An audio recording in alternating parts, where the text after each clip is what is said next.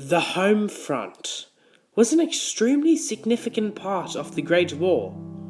Not only were the soldiers or Anzacs who actually fought in the war affected, but also people who stayed back in Australia and kept the country running, specifically women and youth of the nation. In Australia, World War I, two government plebiscites were conducted in order to decide if men should be conscripted to war or not. Twice, the people of Australia voted no. This displays the fact that the people of Australia did not want to see their loved ones go to fight a war so far away from home.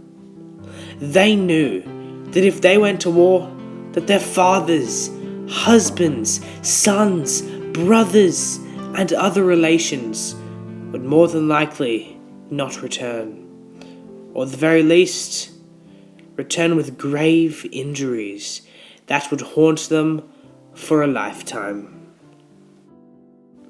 Propaganda had an imperative effect on the nature of the First World War. Posters were produced and displayed to influence the way people thought and acted. Posters consisted of patriotic messages inspiring men to fight and serve for the motherland and to protect the Western world as they knew it. This would cause young and easy manipulated and impressionable teenage boys and husbands to enlist in war, thinking it would be some grand romantic adventure. These posters made those who didn't enlist feel as though they were betraying their country. Examples of words used on this poster were, "If you love your country, if you love freedom, then take your place alongside your fellow Australians at the front and help them to achieve a speedy and glorious victory." This propaganda was very forceful in manipulating people to sign up. Families on the home front were dramatically affected by enlistments. The war caused children to constantly worry about the well-being of their fathers. Some children even quit school to try and provide a living for the family, while the fathers or brothers were enlisting. Living such depressing lives, the very essence of childhood was taken away from these children. Wives and children were also led to believe that if their fathers or husbands didn't take part, they were in some way letting them down. But wives had the added pressure of worrying about their husbands and also providing for the family. This had a dramatic effect on their mental and physical health. This brought on depression and anxiety. Men's departure on society significantly impacted the Australian culture. No longer were men seen as the only role models and aspirations in society. Women had to take on the role of mother, father, and nurturer for the remaining family. They were left with no options but to take on the main role. Thus, women began to be perceived in a different light and became leaders.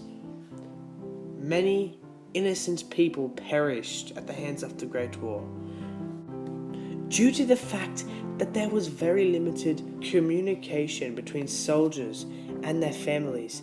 Their families might not find out the devastating news until after their loved ones had long since passed. When men left for war, women were forced to work to keep the food on the table for their family. They would work extremely hard to sustain a good income to give their families and children the nutrition they needed. This money would also provide education for the child's growing mind. Many posters would be used to inspire women to join the workforce and make a change in their nation, and to provide the men on the front lines with the supplies that they needed. The men who decided not to fight in the war were treated extremely indifferently and were marginalized and completely segregated from society.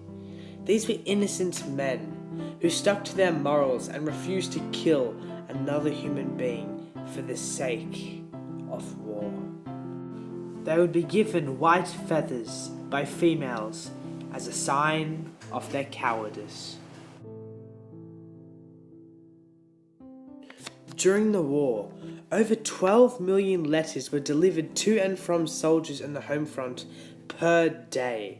However, the Australian government would often censor significant details in letters. These details would be specific locations, names of people, and details of planned attacks. But worst of all, as a form of propaganda, the government would also censor the bad conditions of Gallipoli that the soldiers would write about to their loved ones, hence causing people on the home front to believe that life in the war was joyous and free from harm. This could not have been further from the truth. A large amount of women were recruited into doing jobs vacated by the men who had gone to fight for the war. New jobs were also created as part of the war efforts, for example in ammunition factories. The high demand for weapons resulted in ammunition factories becoming the largest single employer of women during 1918. Children were impacted dramatically as the war affected their home life and schooling. They would constantly be hearing about tragic news such as the deaths of relatives and in severe cases, their very own fathers. Due to this, some children would even quit school to go and work in order to provide for their families. The absence of parents and families and friends would significantly affect their cognitive health.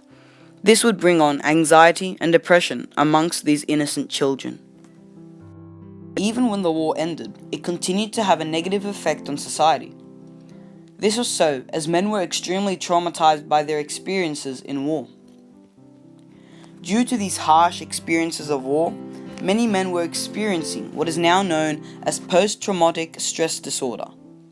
Examples of experiences that caused this were watching their mates die and living with survivor's guilt for the rest of their life. This dramatically affected the workforce, as some men were still unable to work, as they were cursed with depression and anxiety. Some men also returned from the war with many physical injuries, such as amputated limbs and facial injuries. Many men came back armless, legless, or insane, never to live a normal life ever again.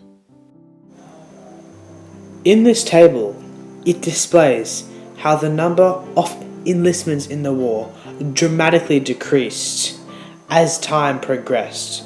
This shows that people were exposed to the true horrors of war. Many diary entries were written by females at the home front, which expressed the everyday struggles they endured. It also accentuates their thoughts and hopes for the future, hoping they would see their husbands and loved ones again, hoping they would feel the warm embrace of their young sons again.